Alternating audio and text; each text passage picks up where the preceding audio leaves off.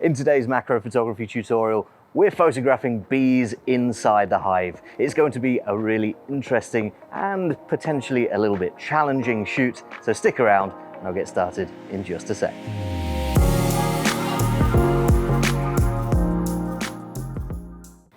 Hi guys, I'm Ben from Adaptalux and welcome back to another macro photography tutorial. Today we're back at the University of Nottingham because they've got some beehives and I want to take a look inside and see if we can't get some really cool shots of both the bees and the hives. The challenge today is going to be getting inside these hives with a lens, but also our lighting. And we've got solutions for both of those. So I think it's time to meet our host for today, and then we can jump into taking a look at the hives. So I'm joined by Sophie. Sophie, what's your role here at the university? I am an associate professor of ecology, but I teach social insect biology and I am an expert in social insects and I keep some bees as well. Excellent. So what kind of bees are these? Are they special in any way?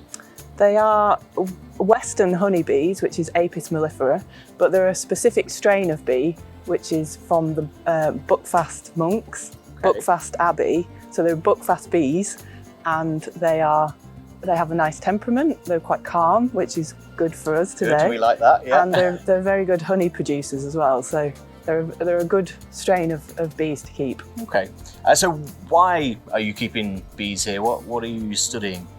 Well, partially because I teach social insect biology, so it's quite useful to have the live animals to work with and to show the students. I also research honeybee diseases. That's part of my research as a scientist. So I keep the animals so that I can work on them in the research. At the moment, the hives are being used to teach the vet students at the University of Nottingham. So they have to do, as part of their training, they have to do a module on apiculture. And so they are coming to use our bees to learn about apiculture. Okay, excellent. So not here for photography, despite us using them for photography today. Well, we do have the photography suite here as well. Of course, so they are highly photographed. Hopefully we can get some interesting and unique photos today. Tell us a little bit about the fences and the bee suit. So obviously you said that they're quite tame bees, but this is all to keep them more tame, I suppose? Well, they are quite a tame strain, but still, if you get stung by a bee, it's not very nice.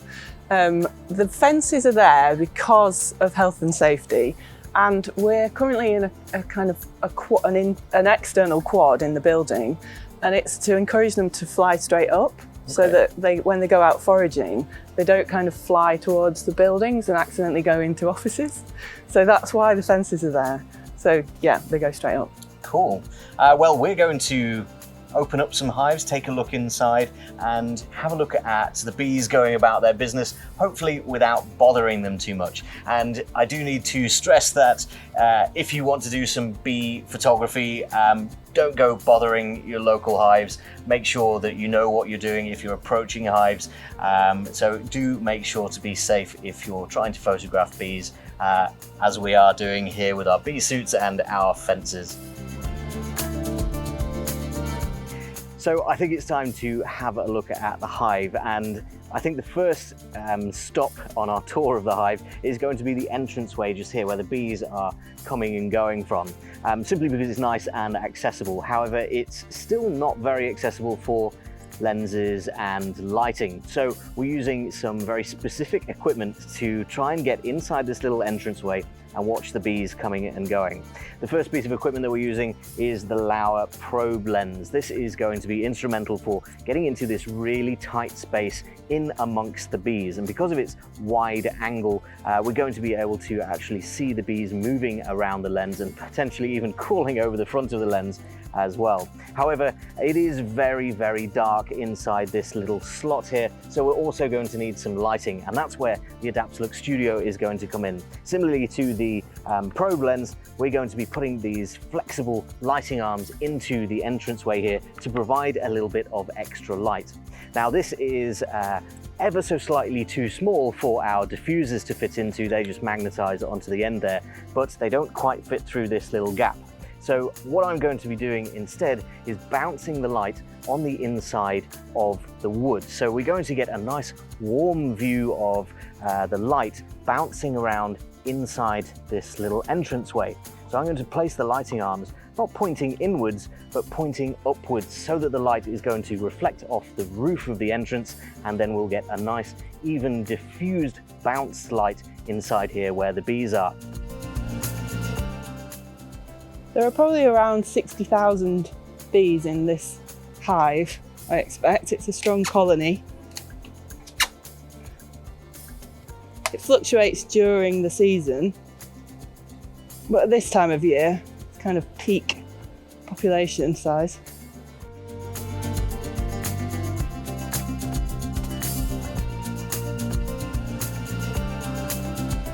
So to get a better look at the inside of the hive, we've taken some of the top off here so that we can get a view down into the honey production area where the bees are doing their work. And to get a nice view with the probe lens into this area, we've taken out one of the frames. They're called super frames apparently, and we've just taken one of those out to allow the slider and the probe lens to travel down inside the space between the other frames. So if I unlock my slider here, you can see that the probe lens will travel nicely down between the frames, and because of that wide angle of the probe lens, we can actually see the bees crawling either side, and this gives us a really deep look into the hive, which is very, very unique, something that you'd only be able to capture with this lens.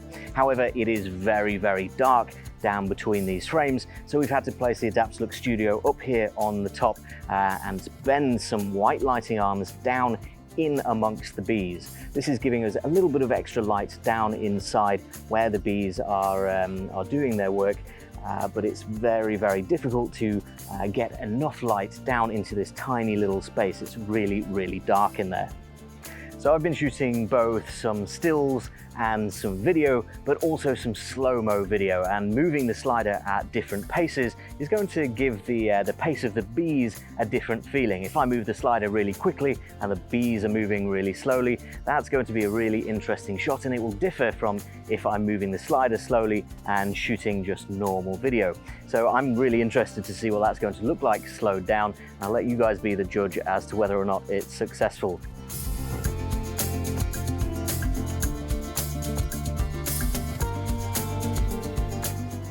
So they generally know to move out the way if they start getting compacted into a space. Yeah, but so they respond to each other, but so this gap here is called bee space.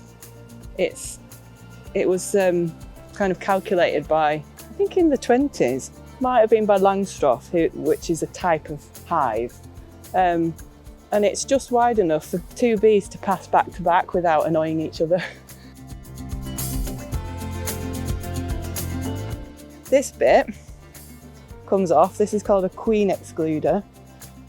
And what it does is it keeps the queen in the bottom. So these are deeper, these are called brood boxes. They have deeper frames. And the queen is too big to fit through those gaps, but the workers can fit. So they can move up into the top bit where the honey is stored, but she can't go up and lay eggs there. So when you want to extract honey, you'll only be extracting honey rather than baby bees. So we've taken a frame out from the brood, which is the nursery part of the hive. So there's lots of interesting things to see here.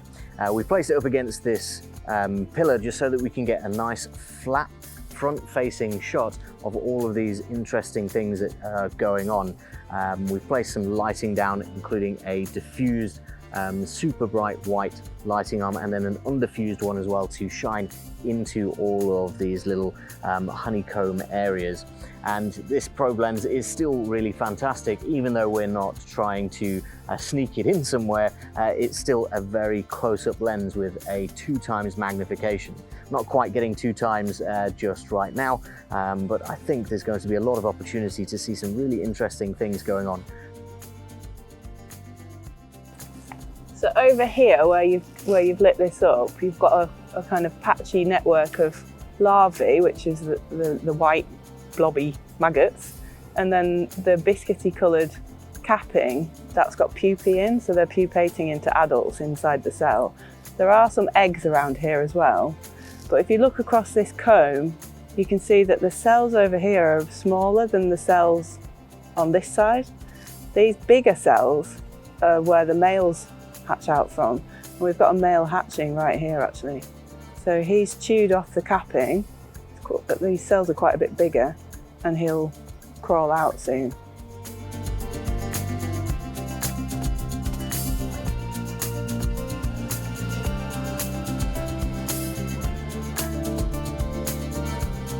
This has been a really interesting day out to go and take a look at the inside of these beehives. A huge thank you to Sophie, who's packing up the hives, and a huge thank you to the bees who have put up with us, not without a fight. I have been stung a couple of times, I'm happy to report.